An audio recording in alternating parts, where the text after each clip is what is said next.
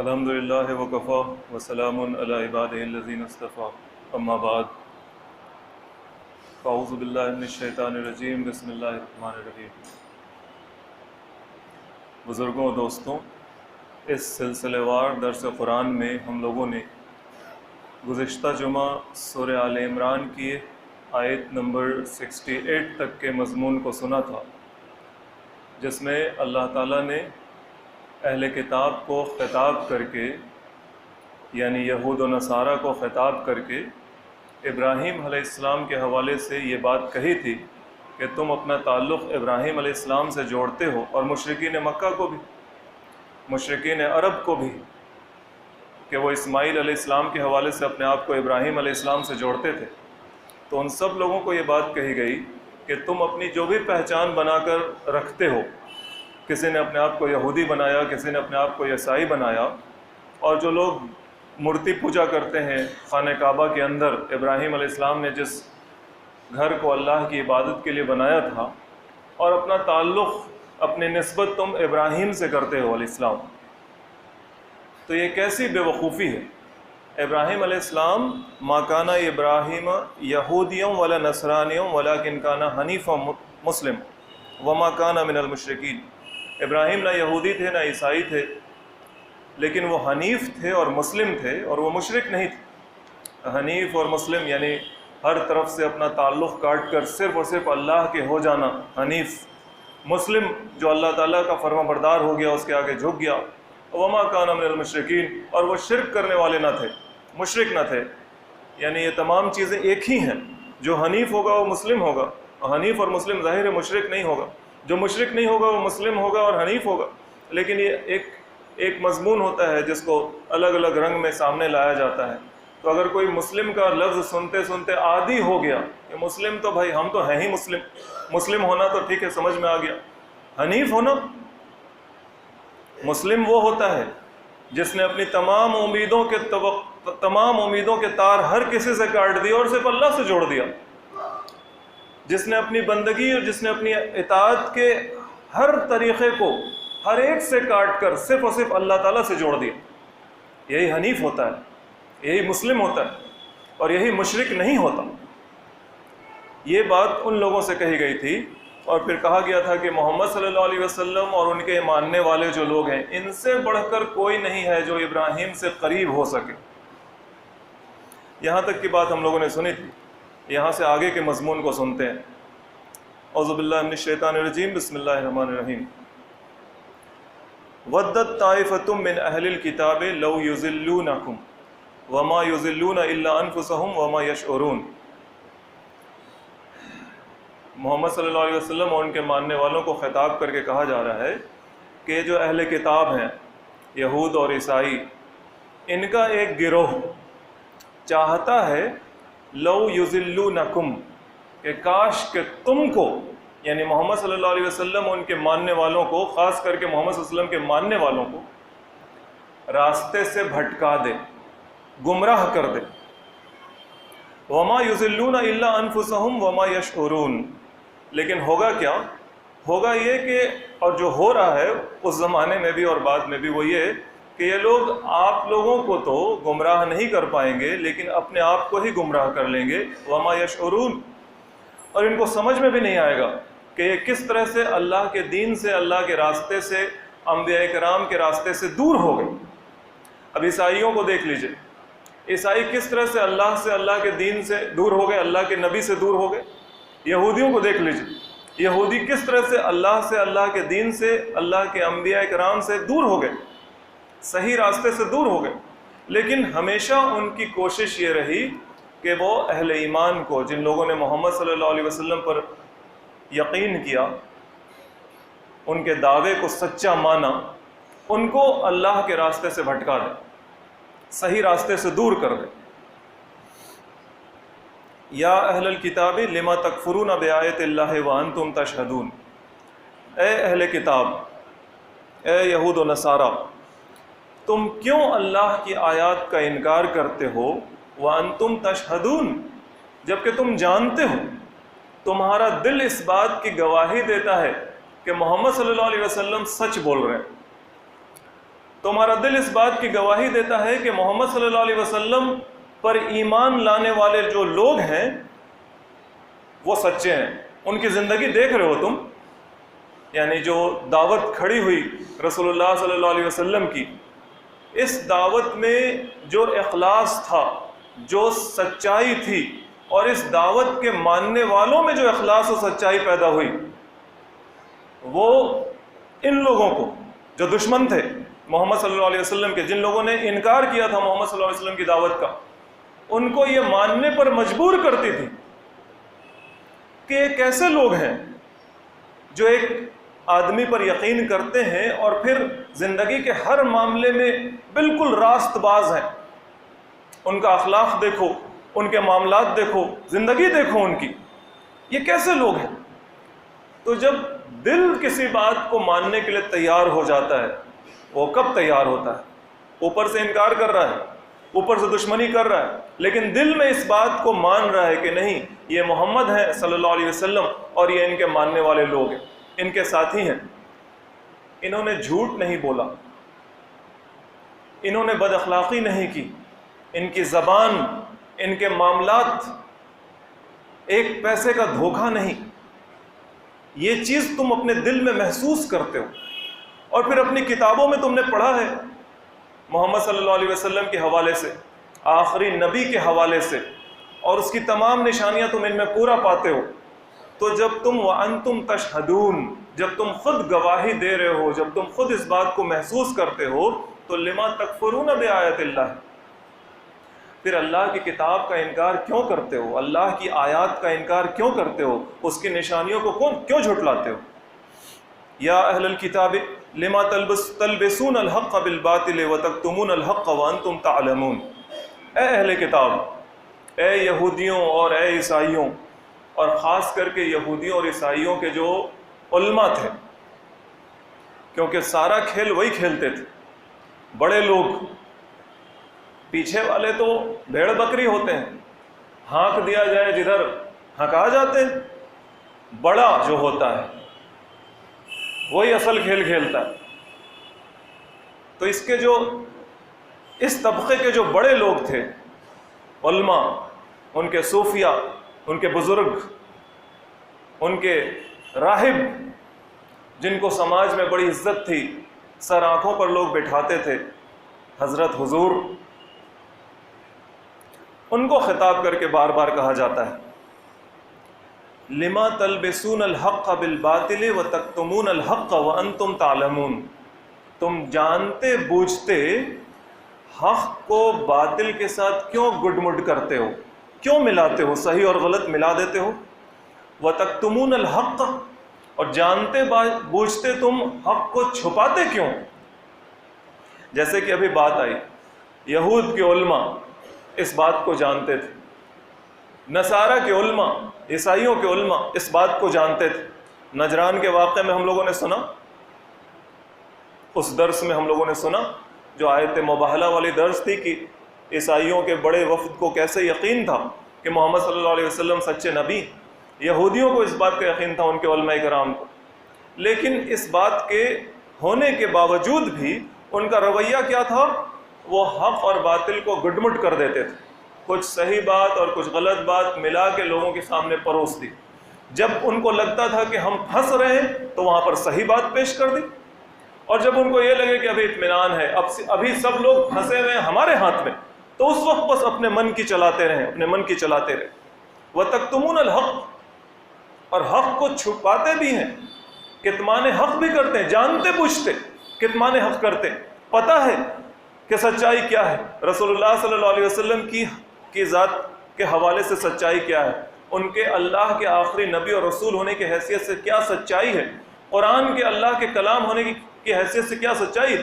کیونکہ یہ سب چیز وہ پہلے سے جانتے تھے کہ ہاں اللہ کا نبی ہوتا ہے، فرشتے ہوتے ہیں، آخرت ہے، جنت ہے، جہنم ہے، انبیاء کرام پر کتابیں نازل ہوتی ہیں. یہ سب چیزوں کا علم ان کو تھا. محمد صلی اللہ علیہ وسلم کے حوالے سے ان سب چیزوں کا وہ انکار کر رہے ہیں. جب سچائی ان کے سامنے آ گئی تو وہ چھپا رہے ہیں اور پبلک تک پہنچنے نہیں دے رہے. بات تو یہی ہوتی ہے نا کہ پبلک تک پہنچنے نہیں دیتے ہیں. جو بڑے لوگ ہوتے ہیں، بہت ساری باتیں وہ کہتے ہیں کہ نہیں، پبلک کنزمپشن کے لیے نہیں ہے، یہ سب لوگ کے جاننے کے لیے نہیں ہے یہ، اور سب کو ایک ہی لاٹھی سے ہانک دیتے ہیں، سب کو سمجھتے ہیں کہ بیوقوف ہے، کسی کے پاس کوئی سمجھ بوجھ نہیں ہے، کسی کے پاس کوئی علم نہیں ہے، ہم نے جو جانا بس ہم نے جان لیا، یا پھر جو ہماری فریٹرنیٹی ہے، یعنی ہمارا جو گروہ ہے بس وہی جانتا ہے، باقیوں کو نہیں پتا، اور جب نہیں پتا تو بتانا نہیں ہے، کیونکہ بتانے سے یہ گمراہ ہو جائیں گے، حق اگر ان کے سامنے آئے گا تو یہ گمراہ ہو جائیں گے۔ We know the truth, we know what is good for them، یہی تصور ہوتا ہے نا بڑے لوگوں کا، علماء کا، یہی تصور ہوتا ہے، پبلک کو زیادہ نہیں پتہ چلنا چاہیے۔ اسی حوالے سے ہم لوگوں نے اپنے ہاں دیکھا ہے، قرآن نہ پتہ چلے، رسول اللہ صلی اللہ علیہ وسلم کی صحیح احادیث نہ پتہ چلے، پبلک اگر عربک اسپیکنگ نہیں ہے، دوسری زبان بولتی ہے، بنگلہ بولتی ہے، اردو بولتی ہے، ہندی بولتی ہے، انگریزی بولتی ہے، تو ان چیزوں کا ترجمہ اس تک نہ پہنچے، حالانکہ ترجمہ کرنے والے لوگ بھی، یعنی اس کے مفہوم و معنی کا ترجمہ کرنے والے بھی علماء کرام ہی تھے، تو سارے علماء تو ویسے نہیں ہوتے، بہت سارے ہوتے ہیں جو حق والے ہوتے ہیں، صحیح راستے والے ہوتے ہیں، جو اللہ سے ڈرتے ہیں، اللہ کی ذمہ دار، اللہ نے جو ان پر ذمہ داری ڈالی ہے، اللہ کے دین کی جو پہچان ان کو ہوئی ہے، وہ جانتے ہیں کہ اس کو ہم کو پھیلانا ہے، بتانا ہے، دوسروں تک پہنچانا ہے۔ اس کوشش میں ان لوگوں نے قرآن کے معنی اور مطلب کا ترجمہ کیا جو ہم اور آپ تک پہنچا، رسول اللہ صلی اللہ علیہ وسلم کی احادیث کے معنی اور مفہوم کا ترجمہ کیا، اس کی تشریح کی جو ہم اور آپ تک پہنچے، جس سے ہم اور آپ صحیح بات جان سکیں۔ لیکن ہمارا اور آپ کا مزاج ایسا نہیں بنا، من حیث المجموعی ایسا مزاج تو نہیں بنا ہے کہ عوام کا، امت کا مزاج بنا ہو کہ ہاں وہ ان کوششوں کی طرف، ان کوششوں کو اس نے ہاتھوں ہاتھ لیا ہو، قرآن کے معنی اور مطلب کو ہاتھوں ہاتھ لیا ہو، پڑھنے والا، سننے والا، سمجھنے والا ماحول بنا ہو، رسول اللہ صلی اللہ علیہ وسلم کی احادیث کو سننے، جاننے، سمجھنے کا ماحول بنا ہو، ایسا ماحول نہیں۔ ایک حدیث پیش کی جائے گی، دوسری طرف کسی مفتی صاحب کا فتویٰ پیش کیا جائے گا، لیجیے ساری بات ختم۔ قرآن کی ایک آیت پیش کی جائے گی، دوسری طرف کسی عالم صاحب کی رائے پیش کی جائے گی، ساری بات ختم۔ کوئی نہیں جاننا چاہے گا کہ اللہ کے مقابل عالم صاحب کی رائے کیا معنی رکھتی، رسول اللہ صلی اللہ علیہ وسلم کی بات اس کو سمجھنا ہوتا ہے، سمجھنے کے بعد جو بات ثابت ہوئی اس بات کے مقابل کسی بڑے سے بڑے عالم کا فتویٰ کیا معنی رکھتا ہے۔ لیکن یہ مزاج ہمارا من حیث المجموعی نہیں ہے، کلیکٹیولی نہیں ہے، ہم ابھی بھی آنکھ بند کر کے اسی راستے پر چل رہے ہیں جس کا ذکر ہم لوگوں نے یہود و نصارہ کے حوالے سے گزشتہ جمعہ سنا تھا کہ کس طرح سے انہوں نے اپنے علماء کو اور اپنے پیر فقیروں کو، اپنے مشائخ کو اللہ کے علاوہ اپنا رب بنا لیا۔ قرآن کہتا ہے اور رسول اللہ صلی اللہ علیہ وسلم اس کی تشریح کرتے ہیں کہ جب وہ حلال کہیں تو تم حلال مانتے ہو، جو حرام کہیں تو حرام مانتے ہو، آنکھ بند کر کے ان کی بات مانتے ہو۔ یہی ہے اللہ کے علاوہ اس کو اپنا رب بنا لینا۔ اس حال میں ہم اللہ کے راستے سے دور ہوتے چلے گئے، اور جو یہ جرم تھا کتمان حق کا، حق بات کو چھپانے کا، اور یہ جو جرم تھا حق اور باطل کو ملا دینے کا، اس جرم کو وہ کرتے رہے اور ہم اسی راستے پر چلتے رہے، یعنی ان کے جرائم کو ہم نے آنکھوں بند کر کے قبول کیا، اور پھر اس کے نتائج سے ہم ہمکنار بھی ہو رہے ہیں، لیکن ابھی تک ہم اپنی اصلاح کرنے کو تیار نہیں۔ تو یہ جو راستے سے بھٹکانے کی بات تھی، صحیح راستے سے بھٹکانے کی بات تھی، وہ اگلی آیت میں دیکھیے کس طرح سے پیش کی جا رہی ہے۔ وَقَالَتْ طَائِفَةٌ مِّنْ أَهْلِ الْكِتَابِ، یہ اہل کتاب جو ہیں اس میں ایک گروہ جو ہے وہ یہ کہتا ہے، اس کی یہ پلاننگ ہے، وہ یہ بتاتا ہے اپنے لوگوں کو، ایک گروہ سے مراد کیا ہے؟ وہی اس کے علماء، اس کے بڑے لوگ، آمنوا بالذی انزل علی الذین آمنوا وجہ النہار واکفروا آخرہ لعلہم یرجعون، ایمان لاؤ اس چیز پر جو ایمان والوں پر نازل ہوئی ہے، یعنی اسلام، قرآن، مسلمانوں کے اوپر یہی چیز آئی ہے نا، اس چیز پر تم بھی، وہ اپنے لوگوں سے کہتا ہے کہ تم بھی ایمان لاؤ، کب؟ وجہ النہاری، صبح صبح، صبح کا جب چہرہ روشن ہو یعنی صبح ہو تو تم بھی مسلمان بن جاؤ، وَاکْفُرُوا آخِرَہُ، اور جب رات ہونے لگے، یہ صبح جب چلی جائے، دن جانے لگے تو تم اس کا انکار کر دو. صبح مسلمان بنو، شام کافر بن جاؤ. لعلہم یرجعون، تاکہ وہ لوگ بھی پلٹ جائیں. کون سے لوگ؟ یعنی ایک بیٹ ڈالا اور مچھلی پکڑ لی، یہ تم جاؤ بیٹ بن کر جاؤ.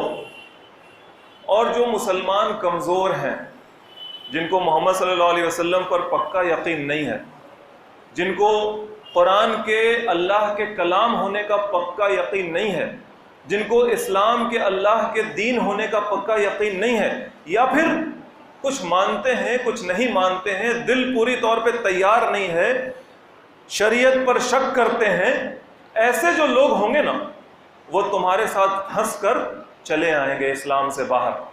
کیونکہ تمہاری حیثیت سماج میں کیا ہے؟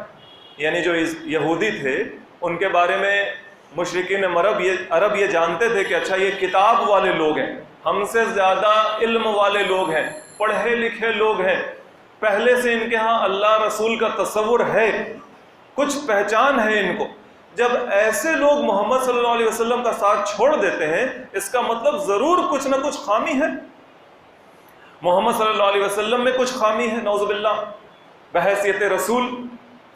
ان کے دعوے میں کچھ خامی ہے، اسلام کی جو دعوت ہے اس میں کچھ کمی ہے.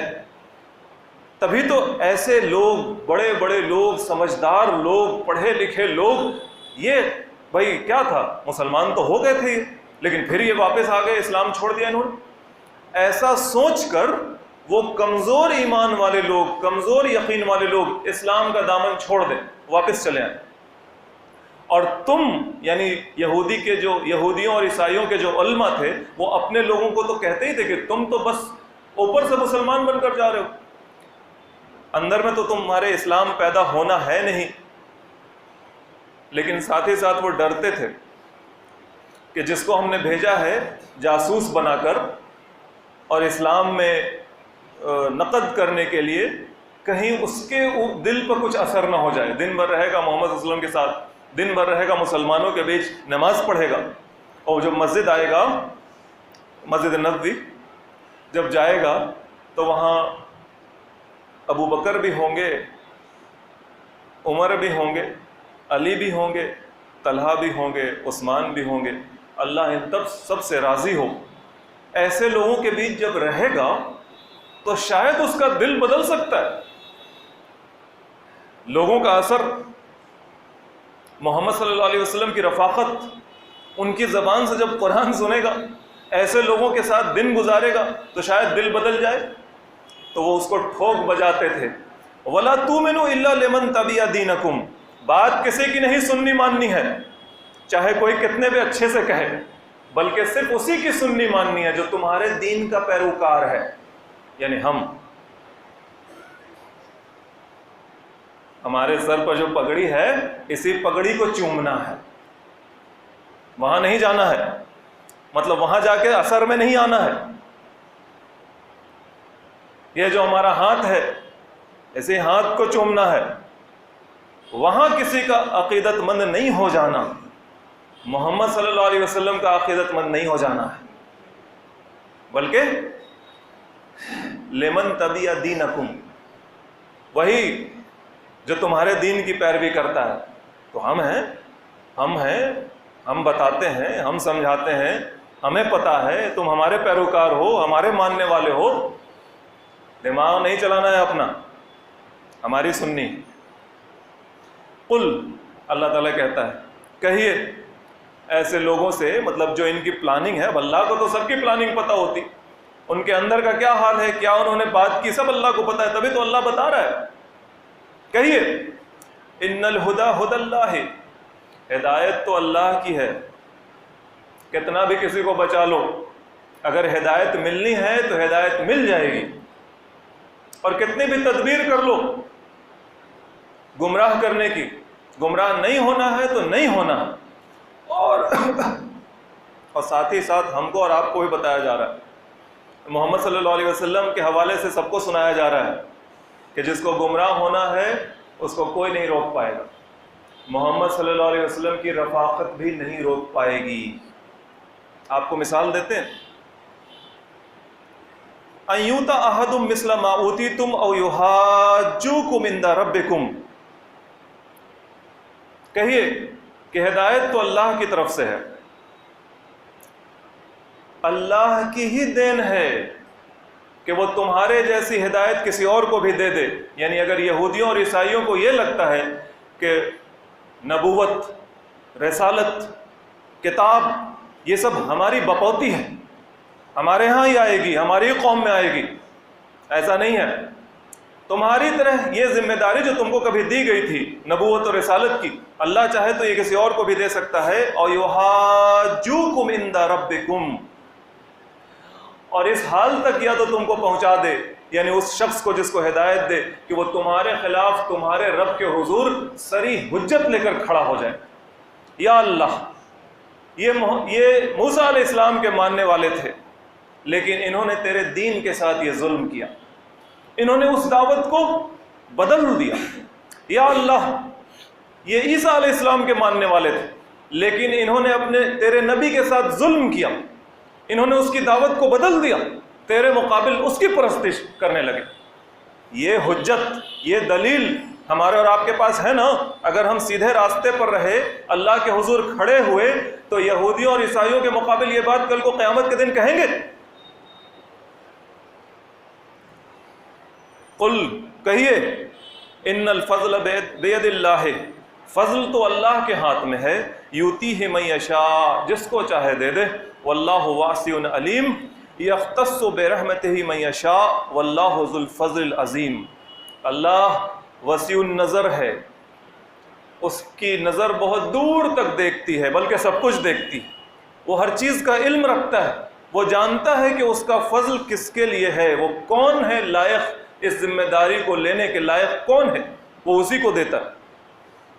یختص برحمتہ من یشاء، وہ اپنی رحمت کے لیے جس کو چاہے چن لے۔ بیٹھے رہ گئے سب، کلاس روم میں سب بیٹھے رہ گئے، لیکن باہر جو جھاڑو لگا رہا تھا ورنڈے میں، وہی پڑھ کر کامیاب ہو گیا۔ وہ لائق تھا، وہ محنت کرنا چاہتا تھا، اور کلاس روم والے سارے ڈرائنگ بنا رہے تھے، محنت سے جی چراتے تھے۔ ہوتا ہے نا ایسا؟ تو یہ تو اللہ کی رحمت ہے۔ اللہ چونکہ وسیع النظر ہے، علیم ہے، اس کی نظر سب دیکھتی ہے، اس کا علم ہر چیز پر حاوی ہے، وہ جانتا ہے کہ کون ہے جو اس ذمہ داری کے لائق ہے، وہ اس کو ذمہ داری دیتا ہے۔ دیتا تو سب کو ہے، لیکن کوئی اٹھانے کے لائق نہیں ہوتا، تو وہ جس نے اٹھایا اور اب محنت کر کے آگے بڑھا، وہ اس کے لیے راستہ کھولتا چلا جاتا ہے۔ اس آیت پر رک کر ابھی ہم نے کہا کہ ہم مثال دیتے ہیں آپ کو، وہ مثال سنیے۔ محمد صلی اللہ علیہ وسلم کی رفاقت بھی گمراہی سے نہ روک پائی۔ پہلے اس کی ایک مثال، ایک شخص تھے جو محمد صلی اللہ علیہ وسلم پر ایمان لاتے ہیں، پڑھے لکھے آدمی اس زمانے میں، جس وقت سب لوگ پڑھنا لکھنا نہیں جانتا تھا نا، علم نہیں تھا، ساتھ ہی ساتھ یعنی یہ لیٹر نہیں تھا، الف با تا لکھنا پڑھنا ABCD لوگ نہیں جانتے تھے، بہت کم لوگ جانتے تھے، اس طرح سے حروف نہیں تھے، یہ والا علم اس زمانے میں وہ آدمی جانتا تھا، اور پھر ڈپلومیٹک بھی تھا، بات چیت بھی بہت اچھے سے کرتا تھا۔ آپ کے پاس جا کے آپ کو، یعنی کسی کے پاس جاتا تھا، اس کو کنونس کر لیتا تھا، بات سمجھا دیتا تھا، شروع کا آدمی۔ جب مسلمہ نام کا ایک آدمی جھوٹی نبوت کا دعوے دار ہوا، اس نے کہا کہ ہم بھی نبی ہیں، آدھے نبی ہم ہیں، آدھے نبی محمد ہیں صلی اللہ علیہ وسلم۔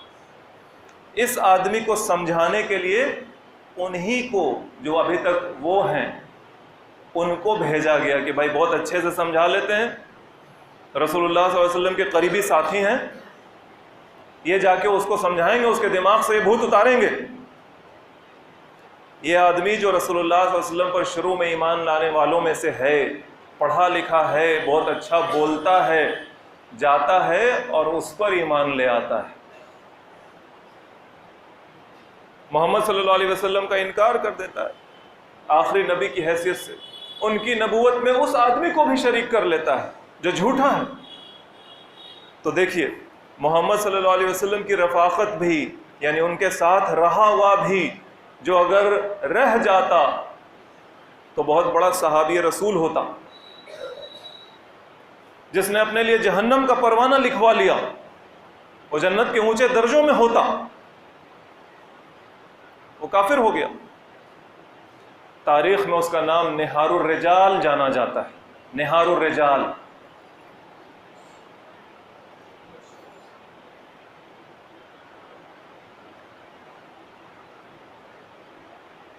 کوئی مسلمان گھر میں پیدا ہوتا ہے، اور اس کی مثال تو بھری ہوئی ہے، آج ہمارے اور آپ کے لیے بہت ہے، یعنی ایک اتنی بڑی مثال ہے، محمد صلی اللہ علیہ وسلم کی رفاقت کے بعد بھی کافر ہو گیا۔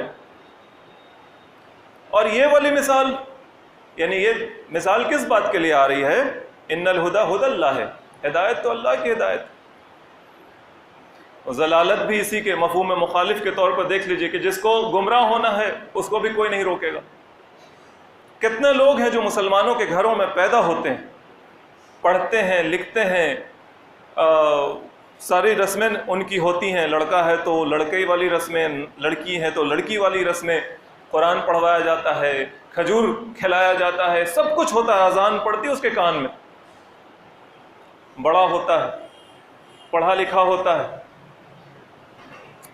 پھر وہ اپنے لیے گمراہی کا راستہ چن لیتا ہے۔ یہی ایک بڑی مثال اس زمانے کی، اور پھر یہ چھوٹی مثالیں آج ہمارے اور آپ کے سامنے روز کی اسلام چھوڑنا۔ کتنے لوگ ہیں جو اسلام چھوڑ رہے ہیں؟ ابھی تو ذرا زیادہ تیزی آ گئی نا اس معاملے میں، وہ ایکس مسلم والی بات 2-3 درس پہلے بھی آئی تھی کہ کس طرح سے اب دنیا میں ایکس مسلم کونسلز بن رہی ہے، ایسے لوگوں کی انجمنیں جو پہلے مسلمان ہوا کرتے تھے، وہ اسلام پر سینکڑوں الزامات لگا کر اسلام کو چھوڑ دیتے ہیں اور اسلام کے خلاف مہم چلاتے ہیں۔ اب مہم چلانے کی باری آ گئی، اب مہم چلتی ہے۔ پہلے لوگ اسلام چھوڑتے تھے تو ان کی مہم یہ سوشل میڈیا کے ذریعے زیادہ پھیلتی نہیں تھی، کوئی ہو گیا اب بھائی شادی کر کے، فلمی اداکارہ تھی، شادی کر کے اسلام چھوڑ دیا اس نے، وہ گانے والی تھی روی شنکر جو پنڈت تھے ان کی بیوی، وہ بھی کچھ بجاتی تھی، وہ مسلمان گھرانے کی پیدا شدہ تھی، وہ بھی شادی کر کے کافرہ ہو گئی۔ لیکن یہ سب چیزیں آئسولیٹڈ تھے، مطلب ہو گیا، وہ کوئی مہم نہیں چلاتے تھے۔ یہاں جو بہت بڑا نام ہے محمد کریم چھانگلا، بامبے ہائی کورٹ کا جو چیف جسٹس ہوا کرتا تھا بہت سال پہلے، وہ کیبنٹ منسٹر بھی بنا تھا، مسلمان کی حیثیت سے جیا، لیکن پھر مرا تو اس کی وصیت تھی کہ مجھے جلا دیا جائے۔ ایسے بھی لوگ تھے۔ بہت بڑی ناولسٹ تھی عصمت چغتائی، بہت سی اردو کی ناول لکھی ہے اس نے، اس کی ناولوں پر کہانیاں فلمیں بنی ہیں۔ اس نے تو اپنا جو آخری وصیت لکھی، آخری خط جو لکھا، اس میں اسلام کے بارے میں بہت ساری باتیں بھی کہیں جو نگیٹو تھی، اور اس کا گھر پورا ایسا تھا، کسی کی شادی ہندو سے ہوئی، کسی کے ساتھ شادی پارسی سے ہوئی ہے، سب چیز ہولی دیوالی عید بقرعید شب برات سب منتی ہے۔ وہ بھی جب مری تو اس نے بھی وصیت کی تھی کہ مجھے جلا دیا جائے۔ تو یہ کچھ نام ہیں بڑے بڑے، ایسے بہت سے نام ہیں، اور اب تو گھر گھر کی کہانی ہے۔ جو لوگ ریسرچ کرتے ہیں وہ کہتے ہیں کہ مسلمانوں کے 12% لوگ اور 9% لوگ اور 30% لوگ یقین نہیں کرتے اللہ پر، اللہ کے پاور پر یقین نہیں کرتے، شریعت کو پسند نہیں کرتے۔ محمد صلی اللہ علیہ وسلم کے حوالے سے جو پروپیگنڈا ہے، جو مس انفارمیشن ہے، آج دنیا میں موجود ہے، اب زیادہ آسانی سے مل جاتی ہے، بس ایک اسمارٹ فون چاہیے، انٹرنیٹ کنیکشن چاہیے، ان چیزوں پہ یقین کرتے ہیں کہ ہاں محمد صلی اللہ علیہ وسلم کی زندگی ایسی تھی، نعوذ باللہ انہوں نے یہ کیا، غلط قدم اٹھایا تھا، اس طرح کی باتیں۔ وہ لوگ جو اپنے کو مسلمان کہتے ہیں، اس میں جو تھوڑا جان جاتا ہے وہ اس راستے پر چلا جاتا ہے، اور جو نہیں جانتا بس صبح اٹھا اور رات سویا، جمعہ میں ٹوپی ڈالی، نماز پڑھ لی، عید میں نیا کپڑا نکالا پہن لیا، جس کا اسلام ایسے چل رہا ہے بہرحال وہ اس سے بہتر ہے نا۔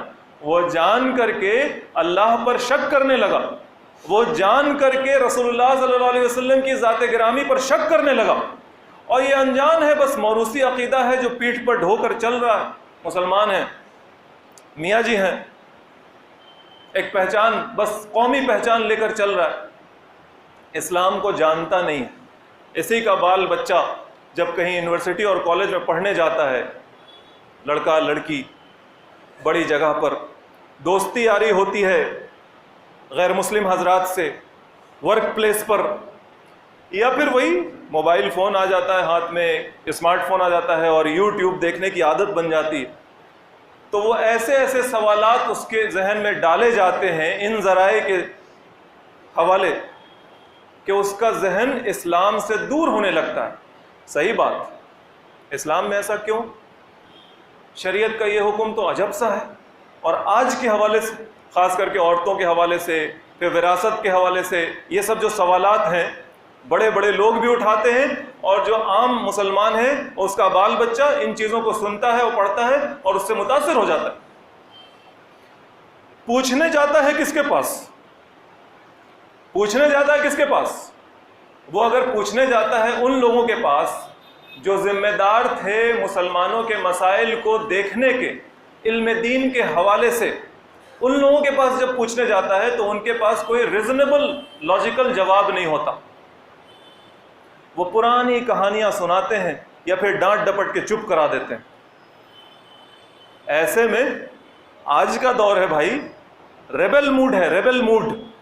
برائی سے کوئی بغاوت آج نہیں کرتا، لیکن اچھائی سے بغاوت کرنے کا مزاج آج سب کا ہے۔ یہ ریبل موڈ کا دور ہے، اچھائی سے بغاوت کر دیتا ہے۔ نہیں مانیں گے؟ اسلام نہیں مانتے؟ ہم نہیں مانتے، ایسا کہنے والے بہت سے لوگ مل جائیں گے جب آپ بات کریں گے تو۔ ہم نہیں مانتے، قرآن پر شک، رسول اللہ صلی اللہ علیہ وسلم کی باتوں پر شک، اللہ کی ذات و صفات پر شک، ہم نہیں مانتے۔ یہ چیز ہمیں اچھی نہیں لگتی، کیونکہ اس نے جن سے پوچھا انہوں نے ڈانٹ ڈپٹ کر کے چپ کرا دیا، یا پھر الٹی سیدھی کہانیاں سنا دی جو آج کا مزاج قبول نہیں کرتا۔ اگر آج کوئی یہ کہے کہ دنیا نہیں بلکہ سورج دنیا کے چاروں طرف چکراتا ہے، کون مانے گا؟ بڑے حضرت کہہ کے گئے لیکن پھر بھی کوئی نہیں مانے گا۔ آج کوئی کہہ دے کہ دنیا چپٹی ہے، گول نہیں ہے، کون مانے گا؟ بڑے حضرت کہہ کے گئے لیکن کوئی نہیں مانے گا۔ اسی طرح سے قرآن کے حوالے سے، شریعت اور رسول اللہ صلی اللہ علیہ وسلم کی زندگی کے حوالے سے احادیث میں اٹھنے والے سوالوں کا اگر کوئی ریزنیبل جواب نہیں ملتا ہے، جس کو آدمی سمجھے، لاجیکل جواب نہیں ملتا ہے، تو یہ ریبل موڈ والا جو دور ہے یہ اچھائی سے بغاوت کر دیتا ہے۔ اب کسی یہودی کو سازش کرنے کی کیا ضرورت ہے مسلمانوں کو اسلام سے دور کرنے کی؟ کرتے ہوں گے وہ سازش، جیسا کہ قرآن میں ہے کہ ان لوگوں نے اپنے طور پہ کیا، آج بھی کر رہے ہوں گے، لیکن آج ہم اور آپ خود سے تیار ہیں۔ آؤ آؤ آؤ، ہم ہیں، ہم بیٹھے ہوئے ہیں، ہم بالکل بیٹھے ہوئے ہیں، اسلام چھوڑنے کے لیے تیار ہیں۔ تم ذرا سا ہاتھ دو، ہم لپک کر پکڑیں گے اور اسلام چھوڑ دیں گے۔ نام ہمارا رہے گا عبداللہ اور عبد الحمید، اور نام ہمارا رہے گا عصمت، اور نام ہمارا رہے گا رضوی، لیکن ہم اسلام چھوڑ دیں گے۔ نام بدلنے کی بھی ضرورت نہیں۔ آج جو دنیا میں بڑے بڑے ایکس مسلمز ہیں، اور کچھ زمانے پہلے تک نام تک نہیں بدلا ان لوگوں نے، اسی نام کے ساتھ وہ چل رہے ہیں، اسی نام کے ساتھ چل رہے ہیں۔ یہ قرآن جلانے والا سویڈن میں اور ناروے میں، یہ سب کون ہیں؟ یہ ہمارے اور آپ کے کبھی بھائی ہوا کرتے تھے اور بہنیں ہوا کرتی تھی۔ نام بھی ان کے وہی ہیں جو اپنے علاقوں میں انہوں نے رکھے تھے، نام بدلنے کی بھی ضرورت نہیں۔ تو اب ہم ہاتھ پیر اٹھا کر تیار بیٹھے ہیں کہ آؤ ہم اسلام کو چھوڑنے کو تیار ہیں، کیونکہ ہم نے اسلام کو جانا نہیں، سیکھا نہیں، یقین نہیں کیا، ہمیں ہماری زندگی فرصت ہی نہیں دیتی۔ وآخر دعوانا ان الحمد للہ رب العالمین۔